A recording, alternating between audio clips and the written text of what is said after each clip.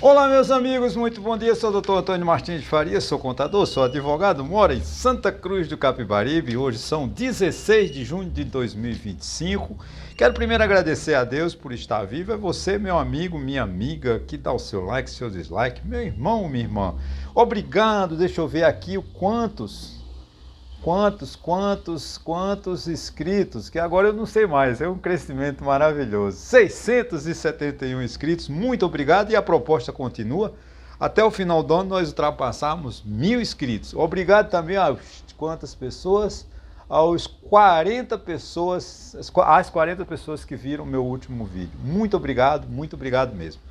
Bom, meus amigos, como eu falei, segunda-feira eu mudei um pouco, sempre falarei de 2, 3 blocos diferentes, com títulos diferentes, notícias dos jornais do dia, ou pelo menos um ou 2 dias depois, antes, né? Com um delay de um dia ou 2. E aqui hoje eu peço desculpas, que geralmente o meu horário é 8h30, 9 horas, mas hoje, por problemas pessoais, eu tive que sair de casa cedo e só retornei agora. Então, estou começando por volta de meio-dia, eu acredito que vocês terão o meu vídeo. Eu quero primeiramente um abraço ao meu amigo, meu seguidor, meu fã, né? Ranieri Andrade, das Torres, lá do município de Riacho de Santo Antônio, terra que eu tanto amo, faz parte da minha infância. Riacho de Santo Antônio, a cidade onde morava a parteira que fez o meu nascimento, que estava presente na hora que eu nasci. Né, a madrinha Guilhermina, tanto famosa madrinha Guilhermina, que todos da minha geração nasceram nas mãos daquela, eu diria, santa, essa mulher maravilhosa que trouxe à vida tantas e tantas crianças. Um abraço e também uma homenagem à madrinha Guilhermina, uma homenagem a todas as mulheres, as parteiras, uma função tão linda, tão rica, né, que lamentavelmente se esqueceram e transformaram ela em bruxas, né? Infelizmente, a ignorância, né? Os médicos, na ganância de ganhar dinheiro nos partos, transformaram as nossas parteiras tão amantes, tão amáveis, tão humanas, né? Transformaram elas em bruxas, lamentavelmente. Hoje o SUS uma das atividades do SUS devia ser o incentivo da constituição de parteiras, para nós eliminarmos essa grande quantidade de partos através da cirurgia, né, cesariana. Né? Vamos lá. Bom, mas eu tenho que falar, tive que abrir esse parêntese para homenagear a madrinha Guilhermina e agradecer ao meu amigo, né, ao meu irmão, meu fã, mais uma vez, Ranieri Andrade, e a toda a família. Abro aspas, era como acho que o bisavô dele era conhecido, a família de Seu Marreca. Fecho aspas. Seu Marreca era uma pessoa maravilhosa, eu amava o Seu Marreca porque ele faz parte da minha infância, ele passava todo dia, de manhã e de tarde, que ia para o trabalho, e aquilo me chamava a atenção daquele homem. Eu escrevi uma crônica sobre ele, foi muito sucesso, e eu constituí muitos amigos na família Andrade ou na família de Seu Marreca, na intimidade, como a gente o conhecia. Bom, o primeiro título hoje, que eu acho que vai dar título ao vídeo, diz assim: filho de Bolsonaro anuncia golpe de Estado em 2027. Pois é, o filho de Jair Bolsonaro anunciou que em 2027 haverá um golpe, tendo em vista que o candidato da direita do ano que vem terá que assumir o compromisso de assinar o indulto para os condenados pelo golpe de 8 de janeiro de 2023. Caso o STF não aceite, que não vai aceitar porque é inconstitucional esse indulto, né, que o futuro presidente da República, se for de direita, o dará, compromisso que assumirá com o Bolsonaro para ter o apoio dele, esse indulto será julgado pelo STF e vai julgar inconstitucional, porque de fato é inconstitucional. Né? Aí ele diz assim, se o STF não aceitar, que use a força. Isso é golpe. Então é um golpe de Estado que ele já anuncia com 2 anos de antecedência.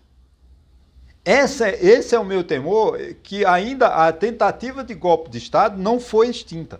Mesmo essa ação no Supremo, onde Bolsonaro virou um cordeirinho diante do ministro para não se comprometer, negou tudo, né? Acabou confessando, né? Essa ideia de golpe, de ruptura institucional da democracia não acabou. Até porque isso é um projeto da direita, a destruição das instituições, né? A direita não, a direita do mundo, ela não quer a democracia, ela quer uma ditadura, ela quer a autocracia, como é o caso de Donald Trump, como foi o caso de Jair Bolsonaro no Brasil. Isso me preocupa muito. E ontem eu assisti uma aula magna do professor Castro Rocha no canal do ISL, Instituto do Conhecimento, ICL, né? ICL, Instituto Conhecimento Liberta, do Eduardo Moreira, e é uma aula, e ele focou exatamente nessa hora, ontem às 20 horas. Ontem foi fantástico a aula dele. Se você vá para o canal do ISL e assista essa aula magna, se tiver disponível, porque parece que eles não gravam, eles deixam só para assinantes, mas ontem era livre. Né? Ele não fica muito tempo, ainda está no ar, hoje eu consultei, está no ar. Então corre e assista essa aula magna. Ela foi fantástica, foi extraordinária. Eu não conhecia o professor Castro Rocha, mas agora ele criou mais um fã, que sou eu, né? Que ele é um intelectual de muito respeito, uma aula com muita profundidade, com muito conhecimento, com muito fundamento. Ele diz exatamente isso, que a direita em 2026 não quer a presidência da República. Se ela ganhar o presidente da República, isso é palavras quase dele, tá? Quase entre aspas. Se a direita, ou a extrema-direita de Jair Bolsonaro vencer a presidência da República, para ele é um prêmio. O que eles querem é a maioria no Senado para que possam prejudicar, desestabilizar o Poder Judiciário. Que é no Senado onde tem o chamado, a casa é competente para julgar os crimes dos ministros do STF. E se eles alterarem a Constituição, mudando as regras do STF, mudando as regras da Constituição, realmente aí é o golpe e a ditadura. A ditadura está ancorada no Brasil a partir de 2027. Ah, Antônio, você está alarmando? Não. É o desejo da direita. Não estou criando alarme nenhum. A direita quer, se há interferir todas as ditaduras modernas, começaram na Hungria, na Venezuela, começaram aonde? Não teve golpe de Estado. Né? Não teve arma, como diz o Bolsonaro, não tem golpe se não tiver arma. Não, tem golpe, sim. Houve uma tentativa de golpe em 2023, não resta mais dúvida, mas Bolsonaro está sendo, como réu no STF, há de ser julgado e condenado, com certeza. Né? Mas o que aconteceu na Venezuela? O domínio do judiciário. Aí o Maduro se perpetuou no poder e agora, antes do Maduro era o Hugo Chávez e agora o Maduro. Não sabemos quantos anos ficará no poder. Por quê? Porque ele tem o domínio do poder judiciário e também o domínio do poder legislativo. Se a direita ganhar e fizer a maioria no Senado em 2026, com certeza em 2027 estaremos instaurando a ruptura do sistema democrático no Brasil. Vamos ter uma ditadura, uma autocracia. Quem quer que seja, porque é assim que pensa a direita no mundo. É a mesma coisa como está fazendo, por exemplo, Donald Trump nos Estados Unidos. Ele está fazendo uma situação, é curioso, porque a imprensa no Brasil não dá destaque para as revoltas populares que estão ocorrendo nos Estados Unidos. Você não vê a Folha de São Paulo, você não vê o Estadão, você não vê o Globo destacando a crítica que os americanos estão fazendo ao Donald Trump. Porque eles são de direita, então esses grandes jornais são de direita e eles ficam encobrindo o que está acontecendo nos Estados Unidos. Mas o que está acontecendo nos Estados Unidos é a força da direita mundial, que é a instituição de autocracia, é o fim da democracia, é o fim do mundo. Né? Eu acho que é muito, muito preocupante essa situação. Né? Muito difícil. A situação que o Brasil vive, né? Nós estamos numa separação partidária muito agressiva, Lula-Bolsonaro, não tem um centro de direita, não tem um centro-esquerda. Nós temos bons candidatos de centro-direita, por exemplo, Ciro Gomes seria um bom candidato, mas eu não sei, ele não é aceito, a população, a elite não quer. Eu acho que Ciro Gomes é a pessoa mais preparada para ser o presidente da República no Brasil. Se Ciro Gomes ganhasse a eleição para presidente da República e fizesse um mau governo, é porque ele quis. Competência ele tem. Agora, não sei porque a elite não gosta de Ciro. Não quero fazer uma análise aqui. Mas nós, com essa diferença que nós estamos, essa divisão de que a sociedade está, né, o Lula, você vê, o Lula é candidato da esquerda, não tenha dúvida que já é candidato, já está em festa, já está no palanque. Da mesma forma, o Bolsonaro insiste que é candidato. Não será, porque ele está inelegível e até lá ele, com certeza, em 2026, ele já estará preso. Ou preso no presídio ou em casa com tornozeleira eletrônica. Com certeza isso vai acontecer, porque no andamento do processo, Bolsonaro será condenado lá para outubro, novembro, no mais outubro, novembro desse ano. Mas essa divisão é muito preocupante. Então, o povo brasileiro que quer democracia tem que ficar atento a quando for votar no Senado, para senador. Porque se a direita fizer maioria e ela dominar o judiciário através do legislativo, que ele tem como, né, fazer reforma, alterar a Constituição para ter o domínio do poder judiciário, aí é o fim da democracia. A democracia ela não funciona sem o poder judiciário. Tá? Para que nós tenhamos um regime democrático, precisamos do poder judiciário. Poder judiciário independente. Se a gente ficar querendo amarrar o judiciário às decisões da Câmara, as decisões do Poder Executivo, acaba a democracia. Porque se a gente autorizar que a Câmara altere, por exemplo, uma decisão do Judiciário, acabou a democracia. Vai ficar uma teocracia, ou então uma ditadura, ou uma autocracia. A democracia, ela exige que existam os três poderes, independentes e harmônicos entre si. O Poder Legislativo, o Poder Judiciário e o Poder Executivo. Quando o Poder Executivo quer se fortalecer e quer dominar o Poder Judiciário, é uma autocracia ou uma ditadura. Isso é histórico, não é Antônio Martins que está inventando, é histórico, faz parte, é só você olhar no mundo. Caso da Venezuela, caso da Hungria, o problema de Israel, porque em Israel qual é o Benjamin Netanyahu quer? Ele quer exatamente dominar o Poder Judiciário. Essas guerras todas, não estou aqui fazendo análise, mas é o Benjamin Netanyahu que a gente, não estou falando, uma coisa, gente, a gente tem que separar o Estado de Israel e o Benjamin Netanyahu, que é o primeiro-ministro de Israel. Esse é de direita, radical, da mesma forma de Jair Bolsonaro, do mesmo lado de Erdogan, do mesmo naipe de Donald Trump. E ele está lá nessa guerra para ele não ser preso.